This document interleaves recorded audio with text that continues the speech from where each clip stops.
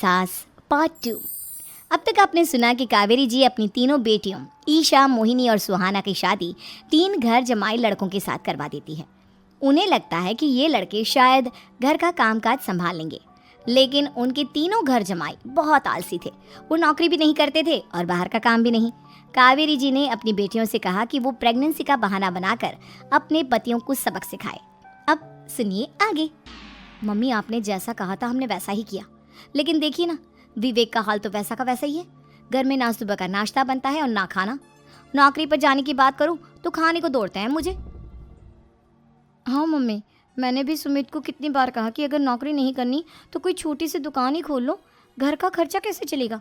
देखो दोपहर के 12 बजने आए और जनाब अभी तक सो रहे हैं। हाँ मम्मी, ईशा और सुहाना ठीक कहती हैं। अविनाश का भी यही हाल है। जब मैंने अपनी प्रेगनेंसी के बारे में कहा तो मुझसे कहने लगा, अरे दूसरी लड़कियां तो 9-9 महीने तक नौकरी करती है, बस डिलीवरी के टाइम छुट्टी लेती है। मोहिनी, तुम भी नौकरी करो। अब मुझे कहाँ नौकरी मिलेगी? मम्मी बताओ अब मैं क्या करूँ? हे भगवान, क्या सोचकर घर जमाई दामाद लाई थी मैं कि मेरी बेटियां मेरे पास रहेंगी और खुश रहेंगी, लेकिन इन आलसी दामादों ने तो हमारी जिंदगी को भी प्रॉब्लम में डाल दिया है। मैं तो कहती हूँ मम्मी, हम लोग वापस अपनी जॉब पर जाना शुरू कर देते हैं। बता देते हैं इन लोगों को कि हमने प्रेगनेंसी का बहाना किया है। नहीं नहीं बेटा, ऐसी गलती भी मत करना। अगर तुमने ऐसा किया तो इन तीनों की आदत और ख़राब हो जाएगी। अरे आज नहीं तो कल कभी तो तुम प्रेग्नेंट होगी, तब वापस यही प्रॉब्लम आएगी। तब क्या करोगी तुम तीनों? हाँ मम्मी, आपकी बात तो बिल्कुल सही है। इन लोगों को तो सुधारना ही पड़ेगा। लेकिन कैसे? अपने बच्चों के आने की खबर सुनकर भी इन लोगों पर कोई असर नहीं हो रहा। पैसे कमाने के लिए घर से बाहर निकलना ही नहीं चाहते ये तीनों। अब मेरे दिमाग में एक प्लान आया है। तुम तीनों चिंता मत करो, उन तीनों को बुलाओ, फिर मैं बात करती हूँ। थोड़ी देर बाद कावेरी जी अपने तीनों दामादों को सामने बुलाकर अपनी बात कहना शुरू करती हैं। अविनाश, सुमित और विवेक, देखो बेटा, मैं ना तुम तीनों से बड़ा प्यार करती हूँ, इसीलिए तो तुम्हें घर जमाई बना कर रखा है मैंने। अरे मम्मी जी, सीधे सीधे कहिए ना, क्या बात है? प्यार तो हम भी आपको बहुत करते हैं। अरे मम्मी जी, आपकी इज्जत भी बहुत करते हैं। अरे भाई, आपके जैसी सास और कमाने वाली बीवी सबको मिलती है क्या? हाँ मम्मी, विवेक और सुमित ठीक कह रहे हैं। आपकी बेटी से शादी करके मेरी तो ज़िंदगी ही अच्छी हो गई है। जानती हूँ मैं, और ये भी जानती हूँ कि तुम तीनों अपने अपनी बीवियों से बहुत प्यार करते हो। बेटा, बात ऐसी है कि हमारे कुल गुरु ने कहा है कि प्रेग्नेंट होने के बाद मेरी तीनों बेटियां शुरू के 4 महीने हमारे गांव में जाकर रहेगी, जहां मेरे चाचा जी रहते हैं। अरे लेकिन क्यों मम्मी, गांव में जाकर रहने की क्या ज़रूरत है इन तीनों को? वो क्या है ना बेटा, हमारे परिवार को एक श्राप है। अगर मेरी बेटियों ने यहाँ पर बच्चा पैदा करने की कोशिश की तो उनके बच्चों को कुछ भी हो सकता है। इसलिए अब से लेकर 4 महीने पूरे होने तक इन्हें गाँव वाले घर में रहना पड़ेगा। हाँ तो इसमें प्रॉब्लम क्या है मम्मी जी? हम भी वहाँ जाकर रहेंगे, पिकनिक मनाएंगे। अरे भाई, बीवी जहाँ हम भी वहाँ। हाँ यार, आइडिया तो बहुत अच्छा है। शहर की ज़िंदगी में रह रहकर परेशान हो चुके हैं, अब कुछ दिन गांव में बिताएंगे। तुम लोग समझने की कोशिश क्यों नहीं करते? तुम में से कोई भी वहाँ नहीं जा सकता, और मैं यहाँ रहूँगी ना तुम तीनों के साथ। 4 महीने की तो बात है, उसके बाद ये तीनों ही लौट कर आ जाएंगी। ठीक है मम्मी जी, अब हमारे बच्चों का सवाल है तो ये तो करना ही पड़ेगा।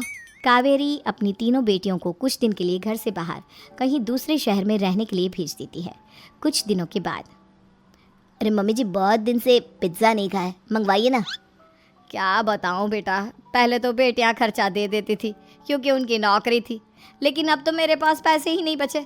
थोड़े बहुत पैसे हैं जो बच्चों की डिलीवरी में काम आएंगे।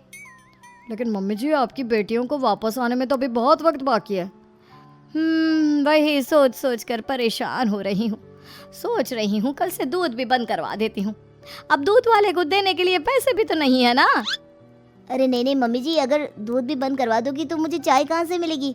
और चाय के बिना मैं तो मर ही जाऊँगा। क्या करूँ बेटा, इसके अलावा हमारे पास कोई ऑप्शन नहीं है। मेरे पास पैसे ही नहीं बचे।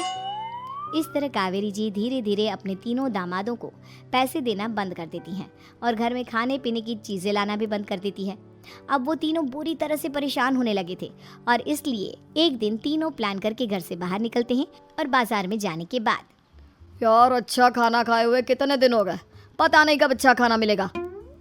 हमारी बीवियों के जाने के बाद तो हमारी हालत भिखारियों जैसी हो गई है यार। कुछ भी हो, मुझे तो आज पिज्ज़ा खाना ही खाना है। जेब में 1 रुपया नहीं है और पिज्ज़ा खाएगा, कहाँ से आएंगे पैसे? अरे देख वहाँ सामने बोर्ड पर क्या लिखा हुआ है, कंप्यूटर पर काम करने के लिए एक आदमी की आवश्यकता है। भाई मैं तो जा रहा हूँ, काम करूँगा और शाम तक पैसे लाकर आराम से पिज्ज़ा खाऊंगा। जा जा, तुझे कोई काम नहीं देने वाला, हम तो घर जा रहे हैं। चल भाई सुमित। सुमित और अविनाश वहाँ से चले जाते हैं और विवेक उस कंप्यूटर शॉप पर सारा दिन काम करके 5,000 रुपये कमा कर घर लौट कर आता है और अपने खाने के लिए अच्छी अच्छी चीज़ें भी लेकर आता है। ये देखकर विवेक और सुमित के दिल में भी कुछ पैसे कमाने की इच्छा जागती है। अरे सुबह सुबह कहाँ चल दिए तुम? मम्मी जी एक बहुत अच्छी जगह मिली है, कंप्यूटर पर काम करने के 5,000 मिले थे कल मुझे। अगर रोज़ काम करूँगा तो पूरे 40,000 की तनख्वाह। अरे वाह, ये तो बहुत अच्छी बात है दामाद जी, आपको जाना ही चाहिए। सुमित और अविनाश विवेक को इस तरह तरक्की करते देखकर परेशान हो जाते हैं और वो दोनों भी काम की तलाश में निकल पड़ते हैं। धीरे धीरे उन दोनों को भी काम मिल जाता है।